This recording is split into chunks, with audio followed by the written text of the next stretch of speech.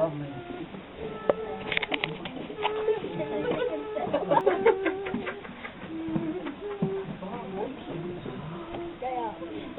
It was a great night in the Lone Star Schoolhouse. A night when the Spirit was present with power, and when God was very near to man. So said Asa Skinner, servant of God and free gospeler.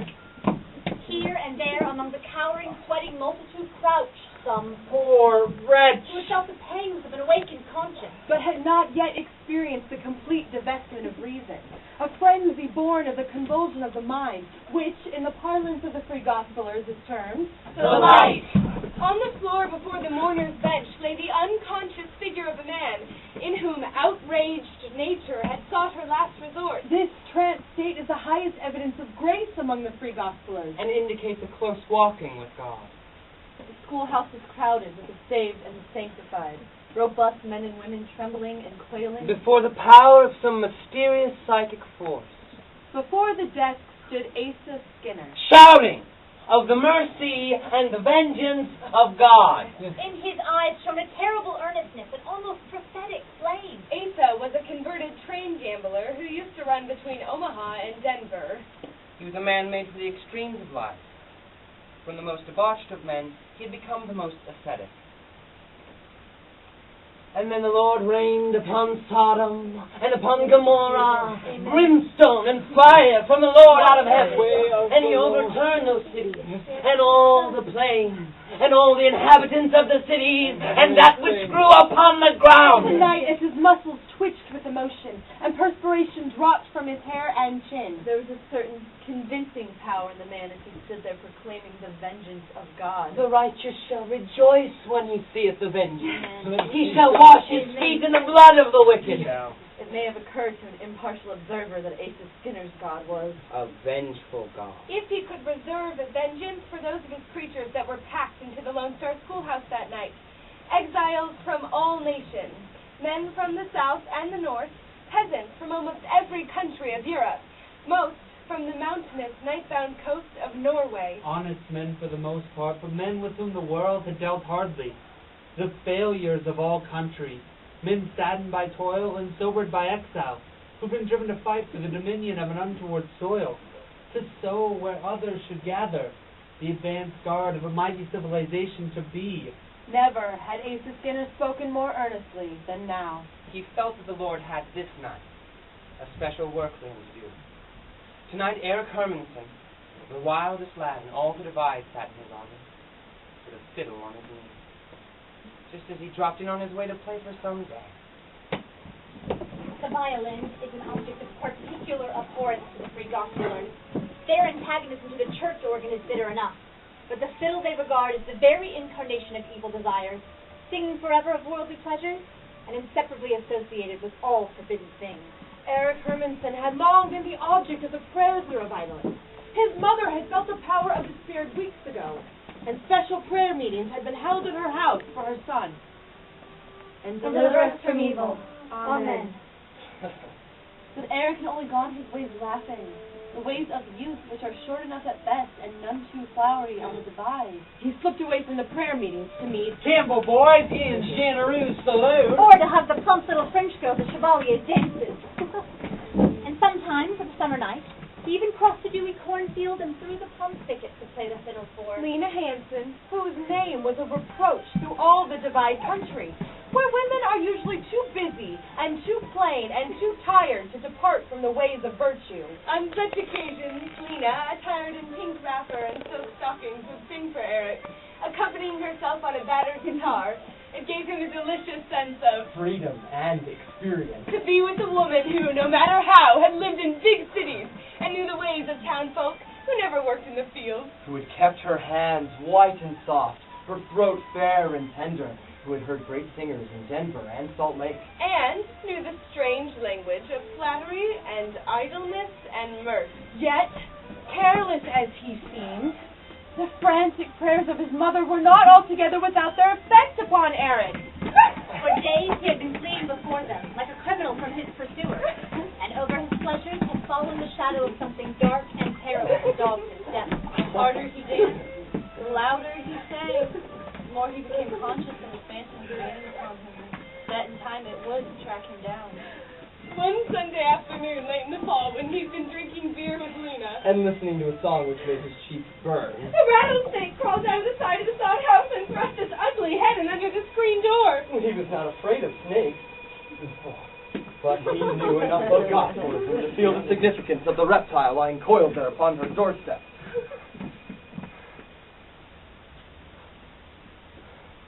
His lips were cold when he kissed Lena goodbye. And he went there no more. The final barrier between Eric and his mother's face was his violin. And to that he clung, as a man sometimes will cling to his dearest thing, to that weakness that was more precious to him than all his strength. In the great world, beauty comes to men in many guises and art in 100 forms, but to Eric, there was only his violin. It stood to him for all the manifestations of art. It was his only bridge into the kingdom of the soul.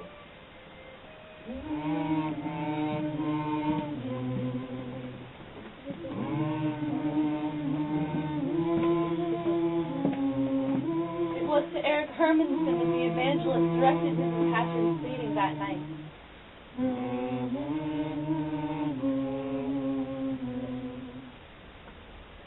Saul, Saul, why persecutest thou me?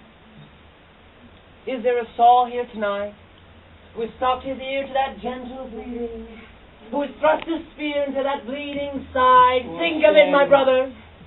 You are offered this wonderful love, and you prefer the worm that dieth not, and the fire which will not be quenched. What right have you to lose one of God's precious souls, Saul? Saul, why persecutest thou me? A great joy dawned in Asa Skinner's pale face, for he saw that Eric Hermanson was swaying to and fro in his feet. The minister threw his long arms up over his head. Oh, my brothers, I feel it coming. This blessing that we prayed for. I tell you, the Spirit is coming. Come on, just a little more prayer, brothers. A little more zeal. He'll be here. I can feel his cooling wing upon my brow. Glory be to God forever and ever. Amen. Amen. Eating honey and drinking wine. Glory to the bleeding Lamb. I am my Lord's, and he is mine. Glory to the bleeding Lamb. Then sings my soul, my Savior God, to thee. How great thou art! How great thou art! The hymn was sung in a dozen dialects and voiced all the vague yearnings of these hungry lives. These people who had starved all the passions so long, only to fall victim to the bearers to them all. Fear. A groan of ultimate anguish Rose from Eric Hermanson's bowed head, and the groan was like the sound of a great tree when it falls in the forest. Lazarus, come forth. Eric Hermanson, you are lost. You are going down at sea. In the name of God and Jesus Christ, his Son, I throw you the lifeline. Take home. Almighty God, my soul for his. Eric Hermanson rose to his feet. His lips were set, and the lightning was in his eyes. He took his violin by the neck and crushed it To splinters across his knee.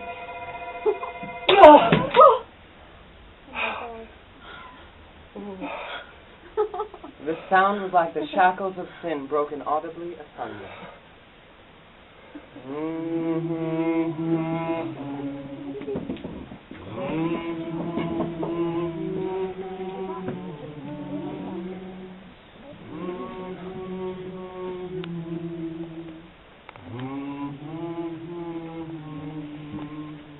For more than 2 years, Eric kept to the austere faith to which he had sworn himself. Kept it until a girl from the east came to spend the week on the Nebraska Divide. Margaret Elliott was a girl of other manners and conditions, and there were more miles that separated her life from Eric's than all the miles that separated New York City from Rattlesnake Creek. Indeed, she had no business to be in the West at all. But across what leagues of land unseen, by what improbable chances did the unrelenting God bring us to our fate? It was was in a year of financial depression that Willis Elliott came to Nebraska to buy cheap land and revisit the country where he spent a year of his youth. These young men did not always return to the ways of civilized life. But Willis Elliott had not married a half-breed, nor been shot in a cowpuncher's brawl, nor wrecked by bad whiskey, nor appropriated by a smirched adventuress. He'd been saved from these scenes by a girl, his sister. His sister, who had been very near to him ever since the days when they read fairy tales together and dreamed the dreams that never come true, came with him. On this, his first visit to his father's ranch since he left it 6 years before, he brought her with him. She had been laid up half the winter with a sprain received while skating, and had had too much time for reflection during those months. She was restless and filled with a desire to see something of the wild country of which her brother had told her so much. She was to be married the next winter, Her brother understood her. and she begged him to take her with him on this Long, aimless jaunt across the continent to taste the last of their freedom together. It comes to all women of her type, that desire to taste the unknown which terrifies and allures, to run one's whole soul's length out to the wind. Just once. It's been such an eventful journey. Willis somehow understood that strain of gypsy blood in his sister, and he knew where to take her. We had slept in sod houses on the Platte River, made the acquaintance of the personnel of an opera company on the train to Deadwood, dined in a camp of railroad constructors near the world's end beyond Newcastle, gone through the Black Hills on horseback, fished for trout in Dome Lake. and watched the dance at Cripple Creek. Margaret Elliott was one of those women of whom there are so many in this day. When old order passing giveth place to new. Beautiful, talented. Critical, unsatisfied, tired of the world at 24. For the moment, the people in the life of the Divide interested her. The week she tarried there was the week that Eric Hermanson was helping Jerry Lockhart thresh. A week earlier or a week later, and there would be no story to tell. Margaret and her brother were sitting on the wide piazza of the ranch house, Staring out into the afternoon sunlight. Protesting the gusts of hot wind that blew it from the sandy river bottom 20 miles to the southward. The wind is the real thing. You don't strike it anywhere else. I hope it's paid you, sis. Roughing it's dangerous business. Takes the taste out of things. Willis, I haven't been so happy since we were children and we're going to discover the ruins of Troy together someday.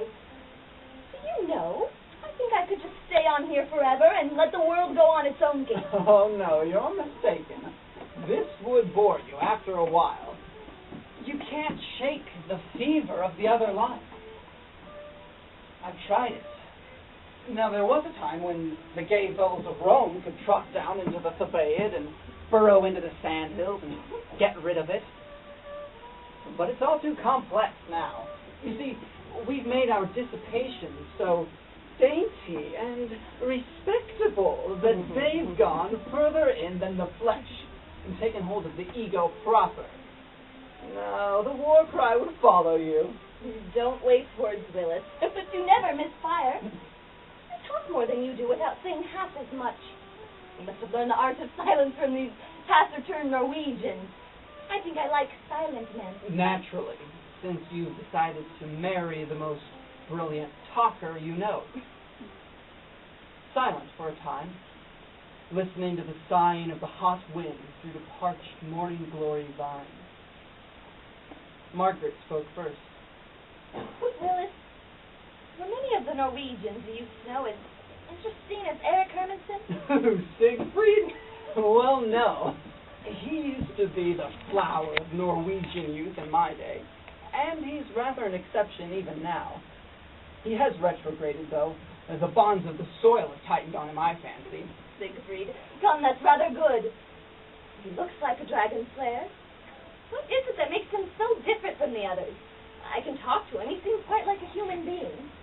Well, I don't read Bouget as much as my cultured sister, and I'm not so well up on analysis, but I fancy it's because one keeps cherishing a perfectly unwarranted assumption that somewhere underneath that big hulking anatomy of his he may conceal a soul somewhere.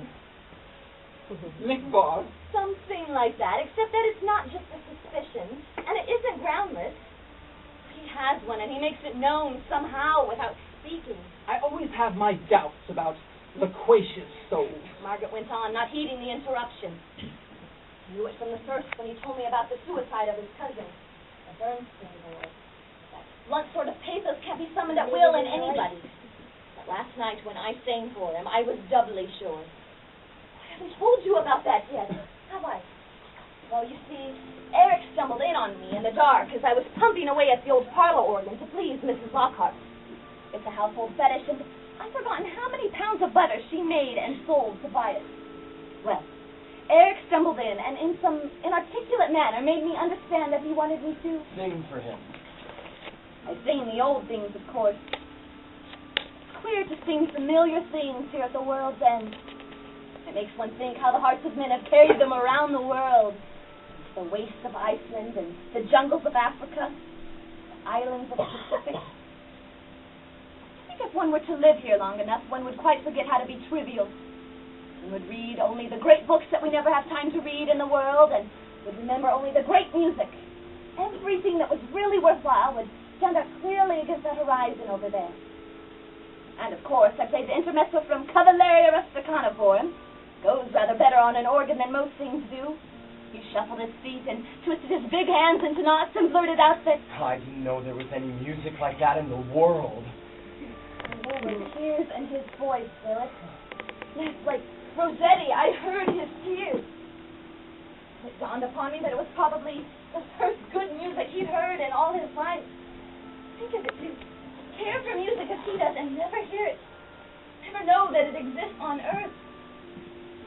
We long for it as we long for other perfect experiences that never come. I can't tell you what music means to this man. I never saw anyone so susceptible to it. It became alive. It gave him speech. He began telling me about a little crippled brother who died, whom he used to love, who he used to carry everywhere in his arms. He did not wait for encouragement. He took up the story and told it slowly, as if to himself. Sort of rose up and told his own woe to answer Miss Cogney. It overcame me.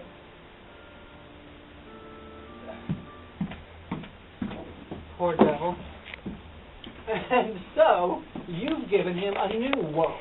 Now he'll go on wanting Grieg and Schubert the rest of his days, and never getting them. That's a girl's philanthropy for you. Well, I've got the music for your dance, Miss Elliot.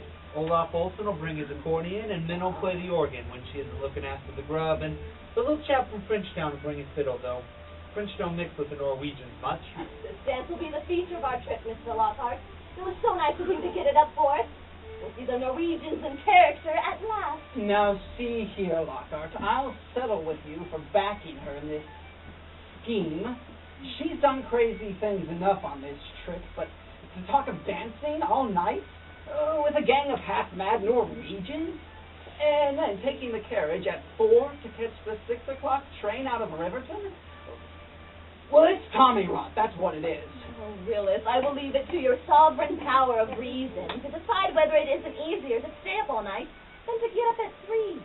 To get up at 3, think what that means. No, sir, I prefer to keep my vigil and then climb into a sleeper. Yes, but what do you want with the Norwegians? I thought you were tired of dancing. So I am with some people. But I went to see a Norwegian dance, and I intend to. Oh, come, Willis. You know how seldom it is one wants to do anything nowadays. I wonder when I really wanted to go to a party. It will be something to remember next month at Newport when we have to and don't want to. Remember your own theory that contrast is about the only thing that makes life endurable. This is my party, and Mr. Lockhart. Your whole duty tomorrow night will consist in being nice to the Norwegian girls. I warned you were a adept enough at it once. You better be very nice indeed. For there are many such young Valkyries as Eric's sister among them. They would surely tie you up in knots if they suspected you were guying them. And the guests, Mr. Lockhart, did they accept? Well, I guess we'll get a couple dozen. You see, pretty hard to get a crowd together here anymore since most of them have gone over to the Three Gospelers and, well, they'd rather put their feet in the fire than shake them to a fiddle. Margaret made a gesture of impatience. Three Gospelers have just put an evil spell over this country, haven't they? Well, I don't like to just pass judgment on any Christian sect, but if you're to know the chosen by their work, the Gospelers can't make a very proud showing of it, and that's a fact. They're responsible for a few suicides, and they sent a good-sized delegation to the state insane asylum, and, well, I can't see as how they've made the rest of us any better than we were before. Well, now there's Eric. That chap used to be a hustler, and the spryest dancer in all this section. He called all the dances. Now he's got no ambition, and he's glum as a preacher. I don't suppose we can even get him to come in tomorrow night. Eric? He must come. We can't let him off. I intend to dance with him myself. I'm afraid he won't dance. I asked him this morning if he'd help us out, and he said, I don't dance now anymore. Oh, the miller of Hospo. The miller of Hospo. Oh, my princess, chirped Willis cheerfully. The red in his sister's cheeks deepened a little. And she laughed mischievously.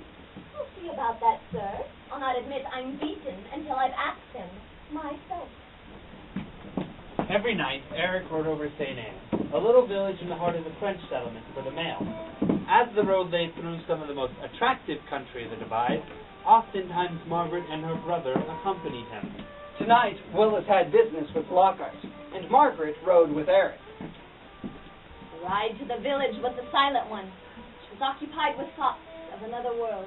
And Eric was wrestling with more thoughts than had ever been crowded into his head before. His eyes were riveted on that slight figure before him. It was as though he wished to absorb it through the optic nerves and hold it in his brain forever. But he understood the situation perfectly. His brain worked slowly, but he had a keen sense of the value of things. This girl Represented an entirely new species of humanity to him. But he knew where to place her. The prophets of old, when an angel first appeared unto them, never doubted his high origin. Eric was patient under the adverse conditions of his life, but he was not servile. The Norse blood in him had not entirely lost its self-reliance. Eric came from a proud fisher line, men who were not afraid of anything but the ice and the devil. And he had prospects before him when his father went down off the North Cape in the long Arctic nights, and his mother, seized with a violent horror of seafaring life, followed her brother to America. Eric was 18 then. Handsome as young Siegfried and a giant in stature, with a skin singularly pure and delicate, hair like the locks of Tennyson's Amaranth Prince, and eyes whose flash was most dangerous to women. He had in those days a certain pride of bearing, a certain confidence of approach, which usually accompanies physical perfection. It was even said of him that he was in love with life.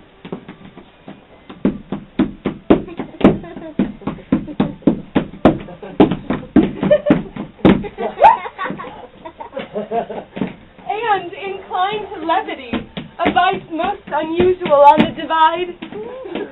But the sad history of those Norwegian exiles, transplanted in an arid soil and under scorching sun, had repeated itself in his case. Toil and isolation had sobered him, and he grew more and more like the clods among which he labored. It was as though some red-hot instrument had touched for just a moment those delicate fibers of the brain which respond to acute pain or pleasure, in which lies the power of exquisite sensation, and seared them quite away.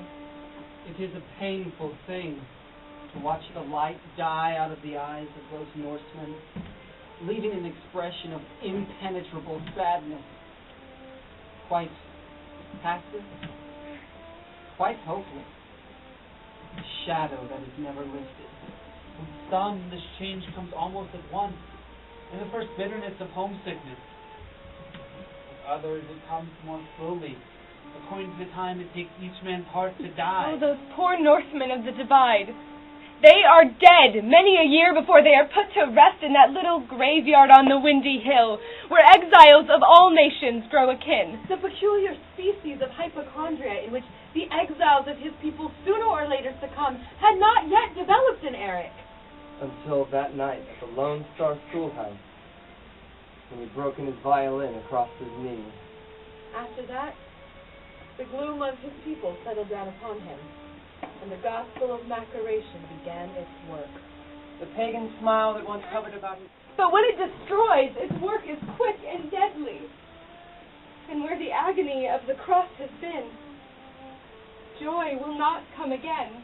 This man understood things literally. One must live without pleasure to die without fear. To save the soul, it was necessary to starve the soul. The sun hung low over the cornfields when Margaret and her cavalier left St. Anne. South of the town, there's a stretch of road that runs for some 3 miles through the French settlement. There, the fields of flax, wheat, and rye are bordered by precise rows of slender, laboring, lumbered poplars. It was the yellow world that Margaret Elliott saw under the wide light of the setting sun. The girl gathered up her reins and called back to Eric. It will be safe to run the horses here, won't it? Well, yes, I think so now, he answered, touching his spurs to his pony's flank. They were off like the wind.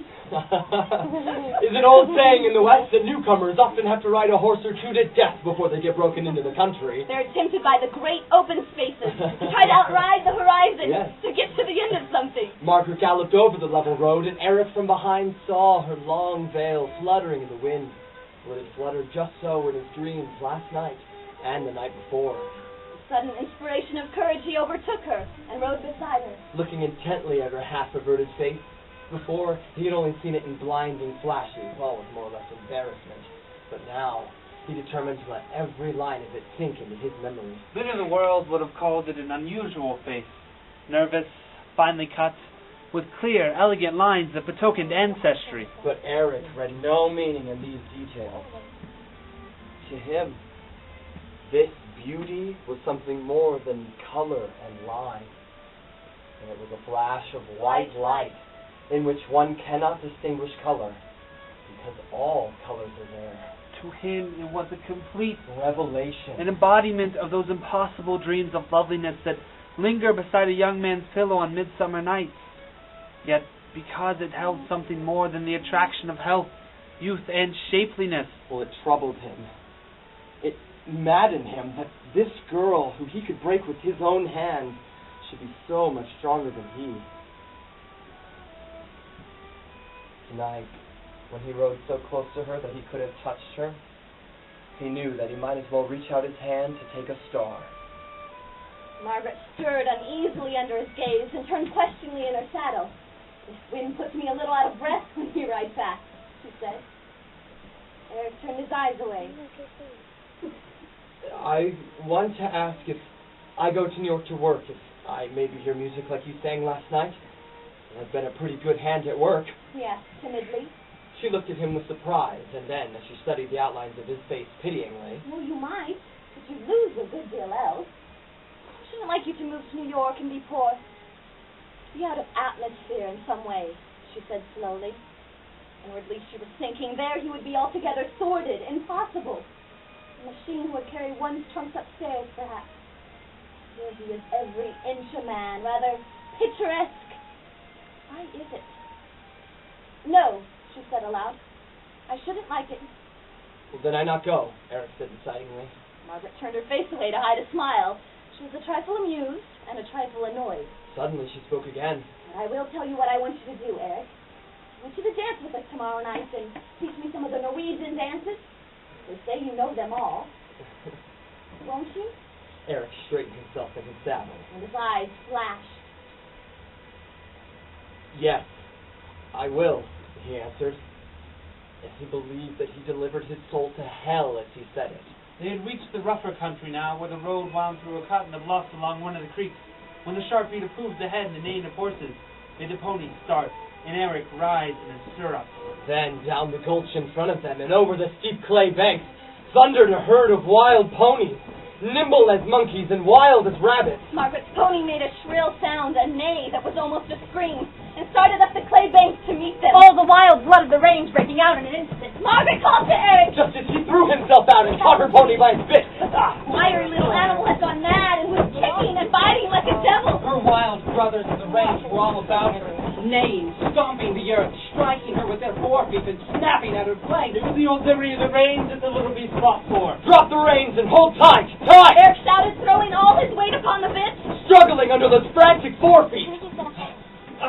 That now beat at his breast and kissed at the wild mustangs that surged and tossed about him. He succeeded in wrenching the pony's head toward him and crowded her withers against the clay bank so that she could not roll. Hold tight, tight, he shouted again. Launching a kick at a snorting animal that had reared back against Margaret's saddle. Oh, if she should lose her courage and fall now under those hooves. He struck out again and again, taking right and left with all his might.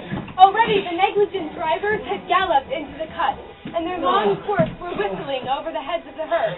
And as suddenly as it had come, the Struggling, struggling... frantic wave of wildlife swept up out of the gulch and on across the open prairie. And with a long, despairing whinny of farewell, the pony dropped her head and stood trembling in her sweat, shaking the foam and blood from her bit. Harry stepped close to Margaret and laid his hand on her saddle. You were not hurt? He asked hoarsely.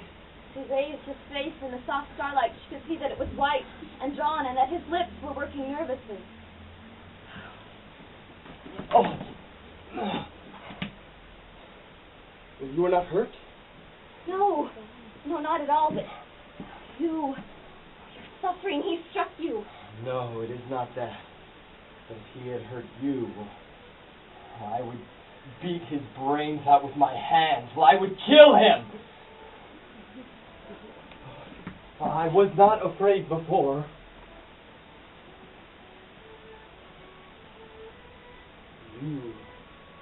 You are the only beautiful thing that has ever come close to me. You came like an angel out of the sky. You were like the music that you sing. You were like the snow on the mountains where I played as a little boy. You were like all that I'd ever wanted and could never have. You are all that they have killed in me. I die for you tonight, tomorrow, for all eternity. I am not a coward. I was afraid before because I love you more than Christ who died for me. More than I hope for heaven or am afraid of hell. I was not afraid before, but if you had fallen, oh my God! His shoulders rose and fell perceptibly with his labored breathing. Margaret laid her hand on his head and said gently, "You are better now? Shall we go on?" I will not frighten you again. His voice was husky, but it was steady now. Willis came to get his sister. The horses were badly frightened, Willis. I was pretty thoroughly scared myself, she said as she took her brother's arm and went slowly up the hill towards the house. No, I'm not hurt. Thanks to Eric. Thank him for taking such good care of me. He's a mighty fine fellow. I'll tell you all about it in the morning, dear. I was pretty well shaken. I'm going right to bed. Good night. When Margaret reached the low room in which she slept, she sank upon the bed in her riding dress, face downward. Oh, I pity him. It had been waiting for at the village post office. It was written in a long, angular hand, covering a dozen pages of foreign notepaper, and began, "My dearest Margaret, I should attempt to say how like a winter hath thine absence been, should incur the risk of being tedious. Really, it takes the Sparkle out of everything. Having nothing better to do and not caring to go anywhere in particular without you, I remained in the city until Jack Courtwell noted my general despondency and invited me down here to his place on the Sound to manage some open-air theatricals he's getting up. As You Like It is, of course, the piece selected. Mrs. Harrison will play Rosalind, so, like most professionals, she exaggerates the emotional elements and quite fails to do justice to Rosalind's facile wit and really brilliant mental qualities. Gerard will do Orlando, though rumor says he is the free of your sometime friend, Miss Marriott. His memory is treacherous and his interests fitful. She glanced at the remaining pages of this strange love letter. They seemed to be filled chiefly with discussions on pictures and books. And with a slow smile, she laid them by. She hesitated, suddenly feeling as though some danger were lurking outside, some inordinate desire waiting to spring upon her in the darkness. So little out there. everything else is so dwarfed, why should one expect love to be great? Why should one try to read highly colored suggestions into a life like that? If only I could find one thing in it all that mattered, one thing that would keep me warm when I am alone. Will life never give me that one great moment? As she raised the window, she heard a sound in the plum bushes outside.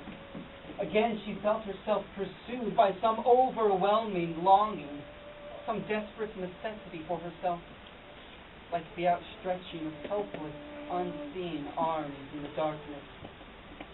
And the air seemed heavy with sighs of yearning. She fled to her bed with the words, I love you more than Christ who died for me, ringing in her ears. About midnight, the dance at Lockhart's was at its height. Even the old men who had come out to look on in the spirit of revelry stamped the floor with the vigor of old silliness.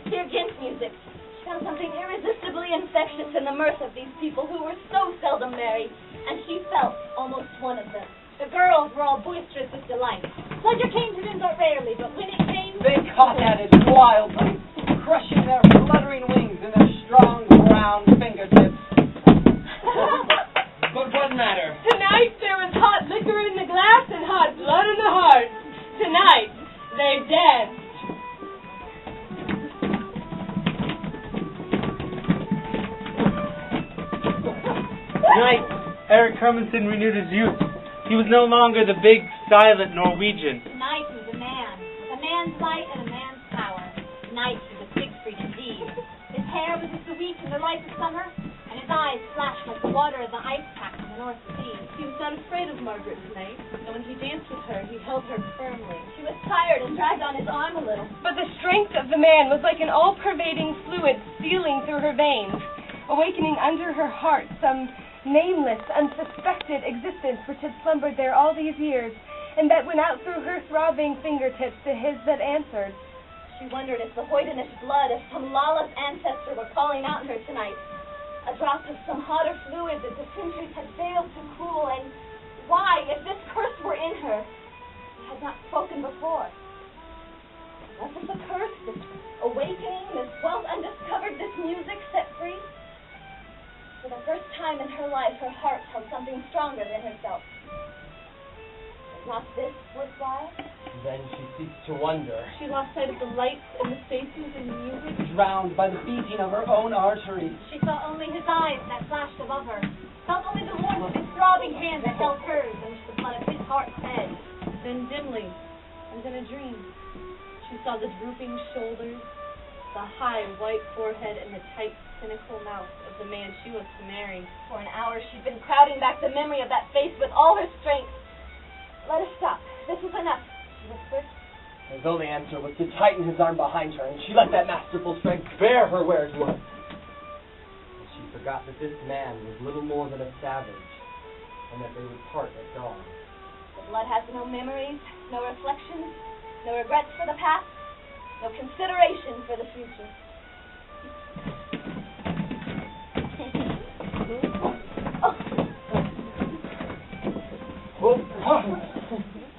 Let us go out where it's cooler, she said as the music stopped, thinking, I'm growing faint. I'll be all right in the open air. They stepped out into the cool blue air of the night. Since the older folks had begun dancing, the young Norwegians began to slip off into couples, to climb the windmill tower into the cooler atmosphere, as is their custom.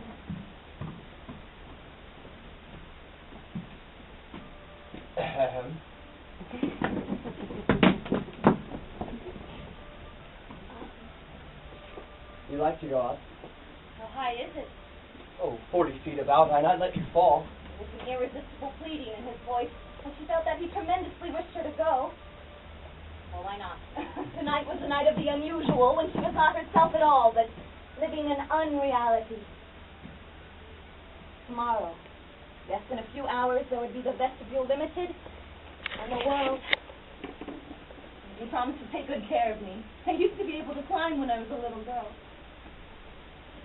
Once at the top and seated on the platform, they were silent. Margaret wondered if she would not hunger for this scene all her life. Above them stretched the great western sky, Serenely blue, even in the night. with its big burning stars. Eric leaned his elbow back against her, his legs swinging down on the ladder. Great shoulders looked more than ever like those of the stone Doryphorus, who stands in his perfect reposeful strength in the loom. It often made her wonder if such men had died forever with the youth of Greece. How sweet the corn smells at night. Yes, and like the flowers that grow in paradise, I think. You go away tomorrow. Yes. Stayed longer than we thought to now. Did you not come back anymore? I expect not. See, it's a long journey halfway across the continent. You'll soon forget about this country then, I guess. It seemed to Eric now a little thing that he should lose his soul for this woman, but that she should utterly forget this night into which he threw all his life and all his eternity? That was a bitter thought. No, I will not forget, Eric. You have all been too kind to me for that. You won't be sorry that you danced this one night, will you? Oh, I not be sorry. I've never been so happy before, and I not be so happy again, ever. You will be happy many nights yet. I only this one. I will dream sometime. Maybe. The mighty resignation of his tone touched and alarmed her. It was as when a great ship goes down at sea. She sighed, but did not answer him. He leaned a little closer to her and looked her in her eyes. You are not always happy, too? Not always, Eric. Not very often, I think. You've had trouble. Yes, but I cannot put it into words. Perhaps if I could do that, I could cure it. He clasped his hands over his heart, as children do when they pray, and said falteringly, If I owned the world, I'd give him you. Thank you, Eric. I believe you would. But perhaps even then I shouldn't be happy. Perhaps I have too much of it already. She did not take her hand away from him. She did not dare. She sat still and waited for the traditions in which she always believed to speak and save her. They were dumb. She belonged to an ultra-refined civilization that tries to cheat nature with elegant sophistries. Cheat nature? Bah! Can we ever rise above or sink below her? Does she not always cry in brutal triumph, I am here at the bottom of things, warming the roots of life.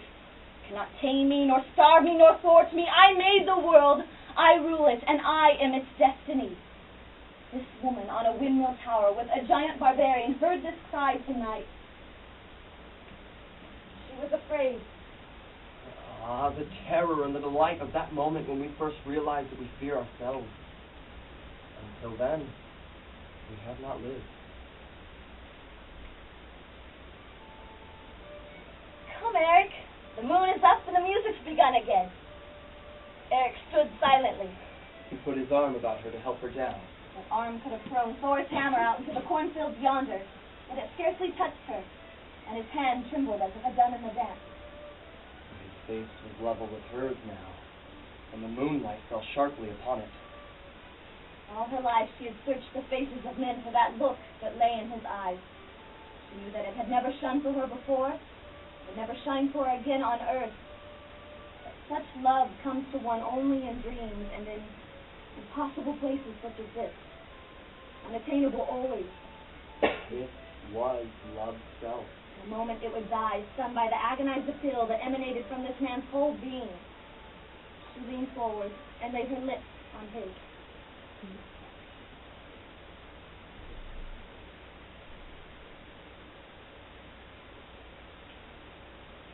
When she drew back her face from his, It was white with fear.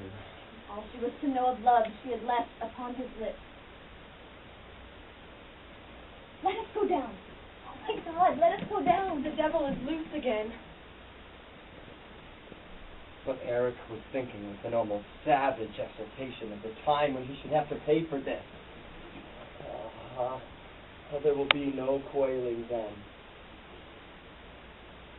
If ever a soul went fearlessly, proudly down to the gates infernal, his should go.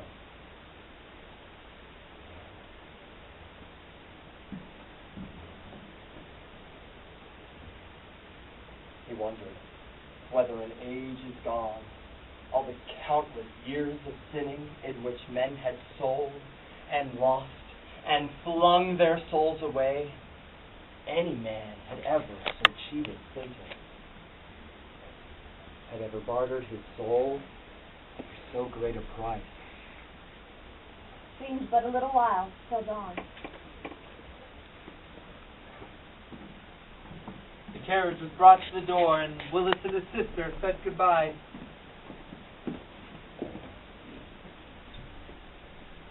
She could not meet his eyes as she gave Eric her hand. But just as the carriage drove off, she gave him one swift glance. I will not forget.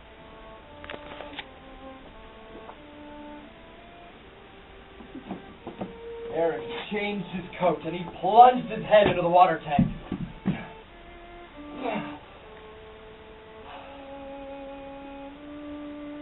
And he went to the barn to hook up his team. As he led his horses to the door, a shadow fell across his path, and he saw Skinner. Well, his rugged face was pale and worn with looking after his wayward flock. He was dragging men into the way of salvation. Good morning, Eric. There was a dance here last night. A dance? Oh, yes. A dance. Certainly you did not dance, Eric. Yes. I danced. I danced all the time. The minister's shoulders drooped, and an expression of profound discouragement settled over his haggard face. Eric, I did not look for this from you. I thought that God had set his mark on you, if he ever had on any man. And it's for things like this that you choose to set your soul back 1,000 years from God. Oh, foolish and perverse generation. Eric drew himself up to his full height. And he looked off toward a new day gilding the corn tassels and flooding the uplands of life. As his nostrils drew in the breath of the dew in the morning, something from the only poetry he'd ever read flashed across his mind, and he murmured, half to himself, And a day shall be as 1,000 years, and 1,000 years as a day.